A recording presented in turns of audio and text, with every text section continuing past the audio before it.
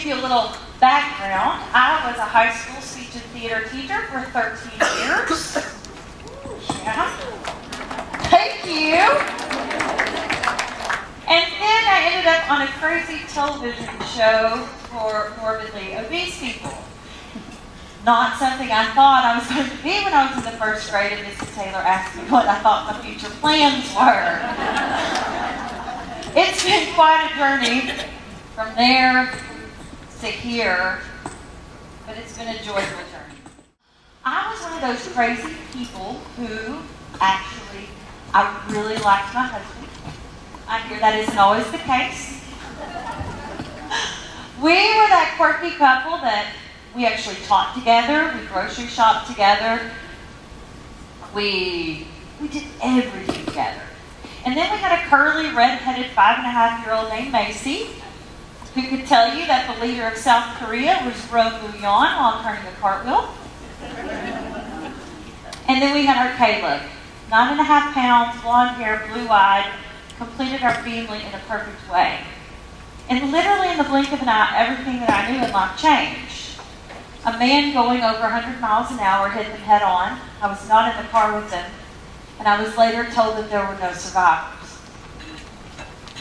And if I had heard this story, or if I was hearing this story, I would think, how in the world does that chick get out of bed? Much less than really obnoxiously high heels. I would have sworn to you that I could have never gotten that from that. And it is only my faith that allows me to stand up here and know peace and joy.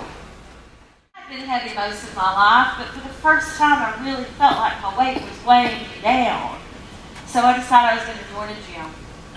And I paid that membership every month. On time. And I went one time. And lo and behold, the one time that I went to the gym, I ran into Brady and Vicki Vilkin, who had been on the show a year before me. And what do you know? I had taught Brady's youngest sister 10 years prior when I taught in Louisiana. It's a small world.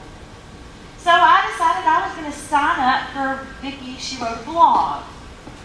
The last blog she ever wrote, she wrote on February the 12th, 2009.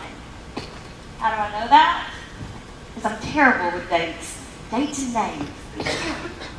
But I remember that date because that is when I literally at that point thought, I don't know how I'm going to survive another day.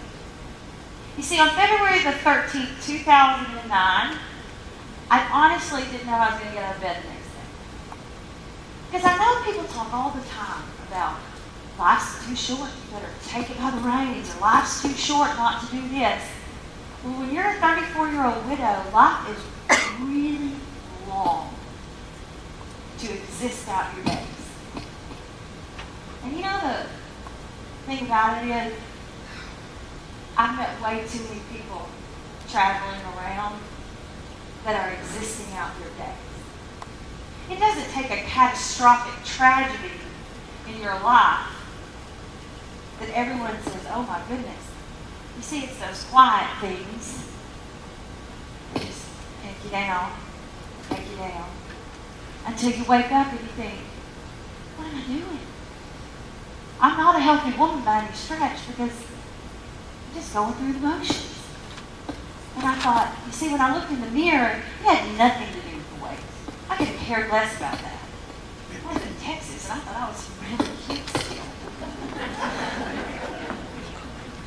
But when I looked in my eyes, they were dead.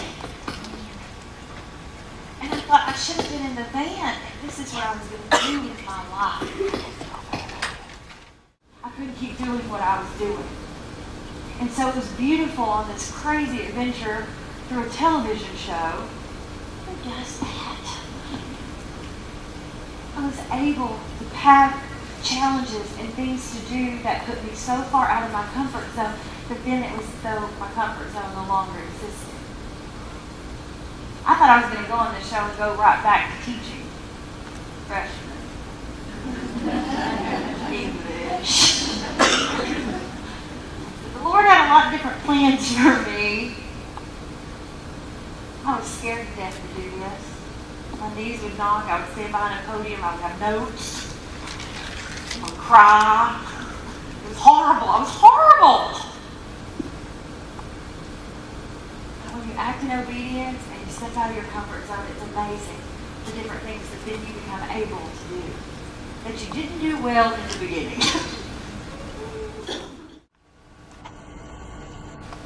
That's what was impossible. I never thought I would ever feel joy again. And on that day, in my choo-choo, because I didn't run very fast, I thought, I'm glad to be alive today. And that's the part that I thought was impossible. And so when you walk out of here, I don't know what your half marathon is. I'm not advocating that you do a half marathon. I'm advocating that you do something that seems impossible. Impossible. But it happened. And the thing about it is, I'm you. I'm no different. I'm a small town girl from a town of 5,000 people. Do your impossible. And if you fail some, awesome. And let you know you're alive. But I refuse to exist on my days, and I refuse to never smile again, or laugh too loud, or hope too hard. I will suck the life out of this life while I'm here. And I will see them again. And that is how I stand here every day. Weeping may remain for a night, but joy comes.